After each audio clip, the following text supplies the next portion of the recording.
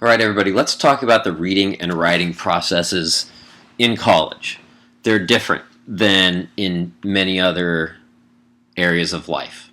So think back to high school. We could probably get away and even pass a class or even get a B with doing very little of the readings, right? Or not trying that hard on writing assignments. It's just how it works. In college, you don't get away with it that easy. You got to do much more work if you want to get the grades that you think you are capable of earning. Okay? So the first thing we want to do is start the slideshow. Now, we go here. Writing is a process. The second you start to think of writing as a process and not an event, you're going to become a lot better writer. It will begin. Maybe not right away.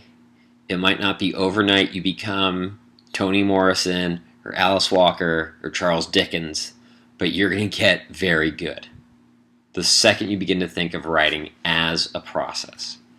There's 3 parts to this process. Step 1, pre-writing. Step 2, drafting. Step 3, revising or revision. Each step is between 30-35% of the process. In some essays or in some cases, that will vary.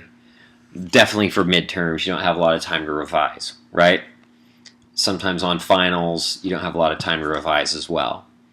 But if you have an essay that's been assigned and you have a reasonable due date, a couple weeks or a week in advance, these numbers hold up for most writers. Brainstorming is a great way to start pre-writing. Just get the ideas on paper. You can make thought maps. You can make Venn diagrams. You could draw your ideas. As long as you're getting ideas on paper, that's fine. There's free writing. Free writing is another way to just get ideas on paper. You literally get a sheet of paper. You write your topic at the top of the page. You begin writing about that topic for an extended period of time. 5 minutes, 10 minutes, it doesn't matter. The only reason you lift your pen from the page is to turn the page over or to shake out a hand cramp. That's it. If you go off topic, that's totally cool. Just try to get back on topic. Just literally write everything that pops into your head. And then what you do then is go back later and see what thoughts are in that free write that are valuable, can help you get a draft started.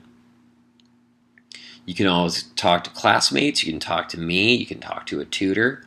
I think that's a legitimate form of pre-writing as long as it leads to actual stuff on the page.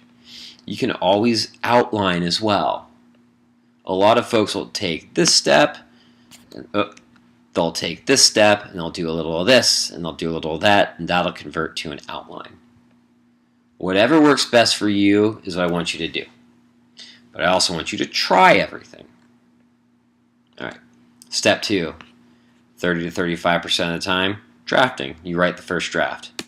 That's it. Now, who here, when I said drafting, write the first draft, said to themselves, that's all I did in other classes? That's fine. You're not alone. It just won't work in this class. Then we get to revision. You want to think about revision very specifically. You want to think about it in 3 steps. And you want to do these steps in order. The first thing you want to do is look at the big picture. Look at the draft. Look at the assignment sheet. Did you produce what the assignment sheet called for? Does it stay on topic?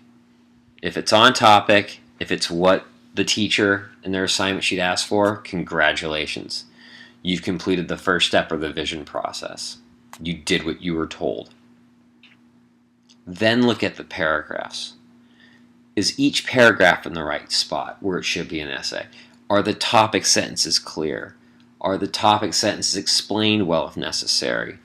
And do you have clear, relevant examples that support each topic sentence?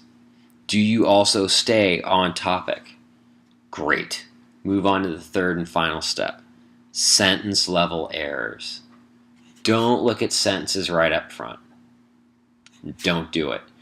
Your gut instinct is to do that because you'll start seeing errors, the sentence level right away. They're not going anywhere. They're not going to go anywhere. And you'll see the errors later on. What you want to do is tackle step one and step two first, because you might gut an entire page of writing. Now, imagine having to gut that entire page of writing after having edited every sentence on the page. You'd be very upset. So look at sentences last and give yourself some time. Give yourself, if you can, 24 hours between completing step 2 and starting step 3. You will see more errors at the sentence level if you have a little distance. Pro tip.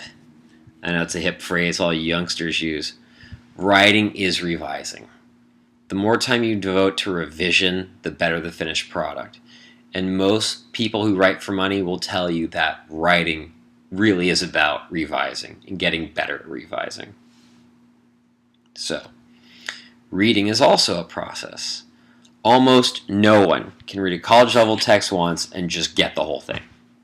It doesn't happen. It is incredibly rare. Okay? You might be saying to yourself, maybe I'm that person. You probably aren't. You're like the rest of us. Just like writing, reading is not an event. And literature professors often spend their careers studying and rereading specific texts over and over and over again. So if you become an expert in, say, John Steinbeck, you're going to reread John Steinbeck for your entire professional life and write papers on it while also teaching. That's going to be what you do. If you're a law professor, you teach at a law school and you're an expert in the Second Amendment, you will be reading and rereading articles about the Second Amendment for your entire career. That's what you do. Here's the reading process I recommend, and it's based on the SQ3R or SCORE, but I changed the order a bit. So the first thing you do want to do when you get a reading from me or any other professor is peruse the entire chapter or the entire book or the entire handout. Just look it over. What are the titles? What are the subtitles? Are you interested in any of this stuff? Do that. Just survey it and see what's there. Then skim it. Literally take one of your index fingers, top left corner of the page, and make a Z over the entire page. You're not going to get a lot out of it. But what you're doing is you're prepping your brain to read those pages. You will read those pages again, and your brain will recognize some of the data already. So it might make it easier for this information to eventually, sink in. Then you read the text, and while you're reading, or after you want to read it a second time maybe, write down some questions. If you don't understand something, write down a specific question in your notes. At the least, write a question mark next to the passage in the book, underline it, highlight it, whatever you need to do. Then read the assignment again if possible. Can you answer some of the questions that you had just based on doing another reading? Say you do a 40-page reading and you have 10 questions, and then you read it again. Let's say you can answer 5 of those questions. That's fantastic. Just by reading it again, you can answer those 5 questions you had before. That's amazing. I highly encourage you to read things more than once. You're going to need to. Recite pieces of the reading you don't understand. So if there's a passage that just doesn't make sense and you have a hard time reading it silently, read it aloud. Maybe you'll hear something that you didn't hear before or see before, obviously. And then look over your notes, your questions before class. You don't have to do it extensively, maybe 5 minutes before any class. Just sit down and look for 5 minutes at your notes, maybe even 2 minutes. Study groups are good. I like study groups. I am terrible in study groups, as many people are. I just want to do the work myself because I get nervous if I don't do the work myself. You want to divide the labor, so everybody has to do the readings, but maybe you concentrate your time examining a specific part of the reading. I would say you want no more than 3 people in a group, so it's easier to stay accountable. And you kick out scrubs. So if people say they'll be in your group and they're not holding up their ends of the bargain, you kick them out. Say you're not welcome here anymore, we need to rethink this. Or say you're going to kick them out and they'll start working again. And always ask your professor questions. Good grief. Particularly at junior colleges, we love to answer questions. We really enjoy teaching and interacting with students. So go ahead, ask away. And that, folks, is it. That is how you write and read in college. Peace out, dude.